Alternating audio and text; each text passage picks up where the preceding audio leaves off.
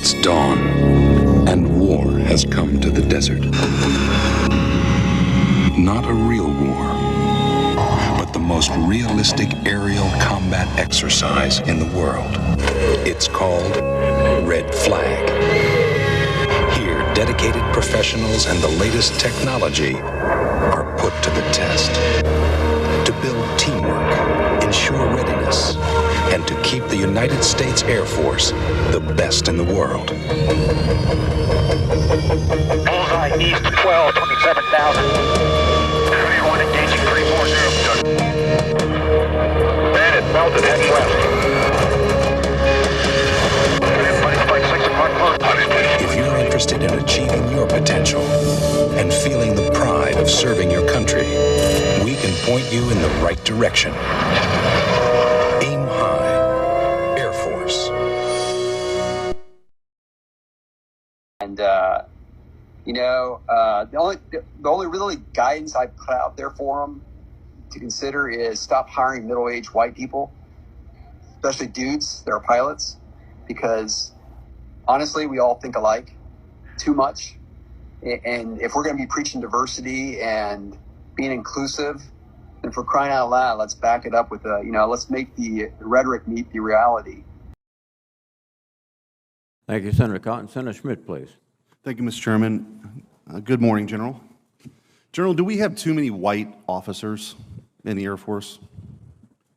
Senator, what I really look at is the quality of all the officers that we have, and we look at the aspect of everyone who's qualified, meets the qualifications, is promoted. And I would agree with you, but that answer is not consistent with your August 9th memo. In your August 9th memo, you said that you signed on to that there should be a reduction, essentially, of about 9% of the white officers. That's 5,400. We have 5,400, too many white officers. And this is the real impact, I think, of this desire of the administration. I'm saddened to see this in this memo, of this obsession with sort of race-based politics being interjected into our military.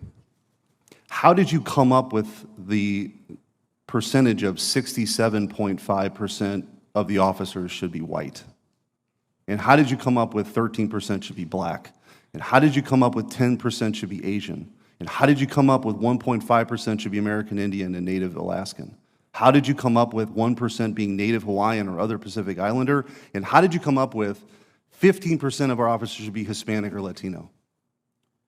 Senator, that is based on that memo is on application goals, not the actual makeup of the force. And those numbers are based on the demographics of the nation. Okay, well, all right. There's 10% of our country is Asian American. So is that where you came up with it? Just a percentage of the population? Essentially. Because right now the actual percentage, I mean, this is where this is a ridiculous conversation, to be perfectly honest. Because why didn't you come up with, or are you going to come up with the percentage of the overall force? Did you contemplate that? Of how many, black Americans should be in the Air Force? Or how many Asian Americans should be in the Air Force? Did you contemplate the total force percentages? Senator, what we looked at was the aspect of providing opportunities for anybody who wants to serve. Listen, if that were the case, if that were what was in this memo, I wouldn't be asking you these questions. But we have in a memo signed by you that you think right now there are too many white officers, and this is a blanket statement. And so I could go down the line of questioning of which of the 5,400 white officers that we have too many should be fired. Because that is the actual impact of all this. I agree with you. Your story about wanting to be the best pilot in the Air Force, regardless of race, that is what the military is supposed to be. It's this great meritocracy. It's why there's uniforms and haircuts. And I've heard so many of my colleagues talk about, infusing abortion politics into this. That is exactly what's wrong. This administration has infused abortion politics into our military, COVID politics into our military, DEI politics into our military, and it is a cancer on the best military in the history of the world. Those men and women deserve better than this. This idea that they have to go through these struggle sessions with DEI training. Because trust me, I believe that we ought to have the broadest pool of applicants and get the best and the brightest, and we ought to be recruiting in various areas to make sure we have the best and the brightest from every community, regardless of your race or your gender or your ethnicity. But that's not what DEI is.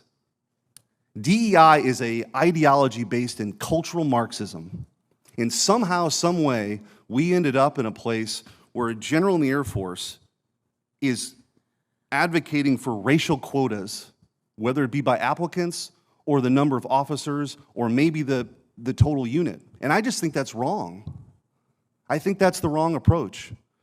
You have had a distinguished career, and I thank you for your service. I just don't know how we can continue to have leadership that advocates for this divisive policy. And so I'll ask you also, there have been 8,500 military men and women fired because they chose not to get a vaccine.